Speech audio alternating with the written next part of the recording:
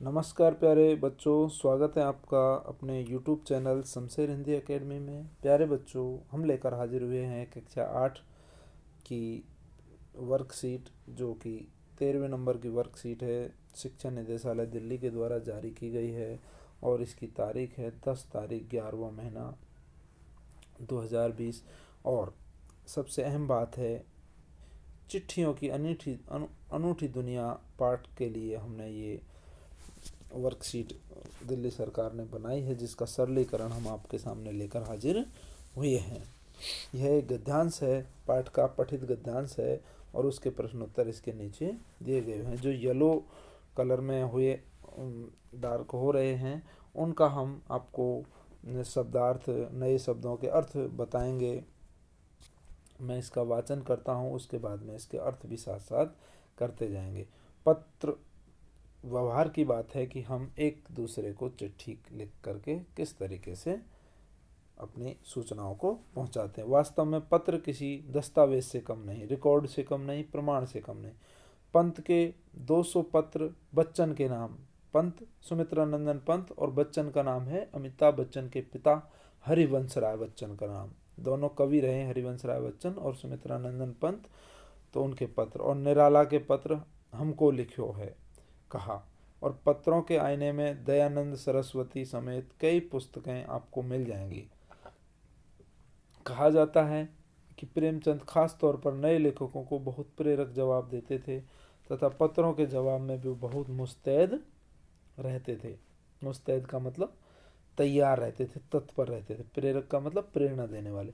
इसी प्रकार नेहरू और गांधी के लिखे गए रविन्द्रनाथ टैगोर के पत्र भी बहुत प्रेरक हैं। महात्मा और कवि के नाम से महात्मा गांधी और रविन्द्रनाथ टैगोर के बीच 1915 से 41 के बीच के पत्राचार का संग्रह प्रकाशित हुआ। संग्रह का मतलब होता है इकट्ठा होना, प्रकाशित का मतलब छपना, जिसमें बहुत से नए तथ्यों का मतलब जानकारियाँ और उनकी मनोदशा, मन की स्थिति और लेखा जोखा, डाटा, रिकॉर्ड का मिलता है।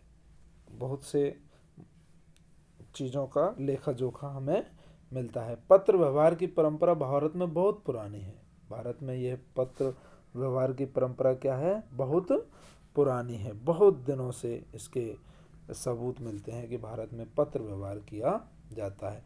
पर इसका असली विकास आज़ादी के बाद ही हुआ। तमाम सरकारी विभागों की तुलना में सबसे ज़्यादा गुडविल डाक विभाग की है। गुडविल का मतलब है अनौपचारिक विभाग का। गुडविल का मतलब उसका अच्छा रिकॉर्ड, डाक विभाग। इसकी एक खास वजह यह भी है कि यह लोगों को जोड़ने का काम करता है।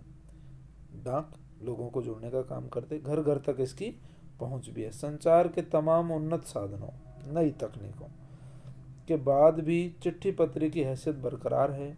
शहरी इलाकों में आलीशान, शानदार, भव्य हवेलियाँ हों या फिर झोंपड़ पट्टी में रह रहे लोग, या दुर्गम जंगलों से घिरे गांव, या फिर बर्फबारी के बीच जी रहे पहाड़ों के लोग, समुद्र तट पर रह रहे मछुआरे हों या फिर रेगिस्तान की ढाणियों में रह रहे लोग। ढाणियाँ कहते हैं जहाँ 10-5 छोटे कच्चे घरों में रहने वाले लोग।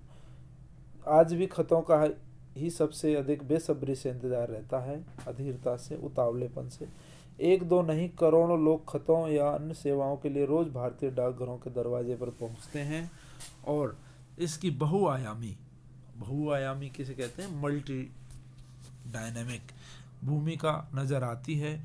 दूर देहात में लाखों गरीब लोग घरों में चूल्हे मनी ऑर्डर अर्थव्यवस्था से ही जलते हैं, यानी कि उनके जो युवक शहर में कमाते हैं वो मनी ऑर्डर से पैसे भेजते हैं। गांव या गरीब बस्तियों में चिट्ठी या मनी ऑर्डर लेकर पहुंचने वाला डाकिया देवदूत के रूप में देखा जाता है। उसको क्या माना जाता है? उस डाकिये को देवदूत के बराबर माना जाता है उसको, कि यही लेकर के आया है हमारे लिए कुछ नया संदेश। चिट्ठियों के बारे में ये पूरा गद्यांश है और चिट्ठियों की अनूठी दुनिया पाठ का ही हिस्सा है। पठित गद्यांश इसको कहेंगे हम। इसके जो नीचे दिए गए हैं शब्दार्थ हैं, नए शब्दार्थ, ये हमने भी बताए और यहाँ भी लिखे हुए हैं। अब हम इसके प्रश्न उत्तरों की ओर चलते हैं, जो महत्वपूर्ण हो जाता है। इस गद्यांश में पत्र आधारित किन किन पुस्तकों का जिक्र किया गया है। जो पुस्तकें पहले लिखी हुई हैं कि 200 पत्र बच्चन के नाम, निराला जी का और गांधी जी के और नेहरू जी के, ये पत्रों के नाम हैं, वो आप वहाँ से लिख सकते हैं। महात्मा और कवि नाम से किन के बीच पत्राचार संग्रह के रूप में प्रकाशित हुआ? यह पत्राचार कब हुआ? 1915 से 1941 के बीच। और किन किन के बीच हुआ? यह हुआ रविन्द्रनाथ टैगोर के बीच और गांधी के बीच।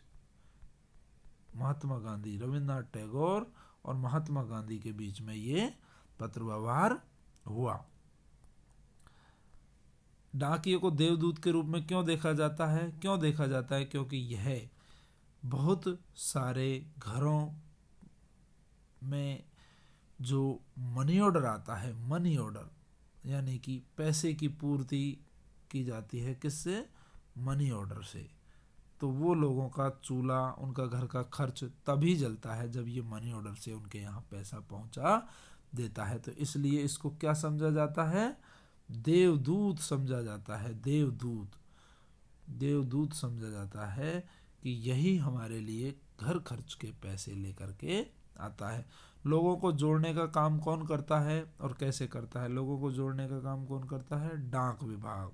पत्र और डाक विभाग ये एक जगह से दूसरी जगह, पहाड़ हों, समुद्र के किनारे हों, रेगिस्तान हो, बर्फीले मैदान हो, सब जगह ये पत्र पहुंचने का काम करता है। कौन करता है? डाक विभाग करता है। इसीलिए ये जोड़ने का काम करता है। पांचवा जो गतिविधि है कि इस पाठ के आधार पर और वर्तमान स्थिति के अनुसार लिखिए कि चिट्ठी या पत्र लोगों को जोड़ने का काम कैसे करते हैं। ये पाठ में हमें पुराना अंदाज दिखाया है। आज कैसे करते हैं ये चिट्ठी पत्र लिख करके, ये हमें यहाँ पर लिखना है। आज चिट्ठी लिखना तो लोगों ने कम कर दिया है, लेकिन आज फिर भी जो व्यापार करने वाले हैं,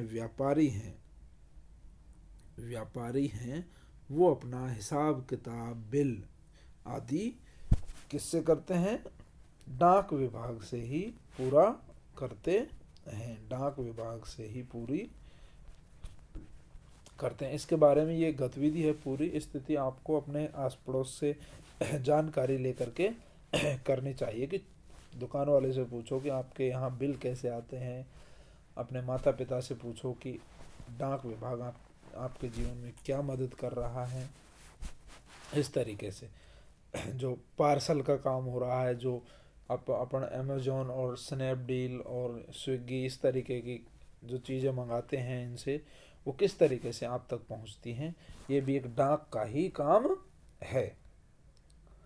और आखिरी और संदेश है, कोविड के संदर्भ में उचित व्यवहार, 2 गज या 6 फीट की दूरी का पालन करना है बहुत ज़रूरी। जैसा कि में दिखाया गया है, ये बहुत ज़रूरी है।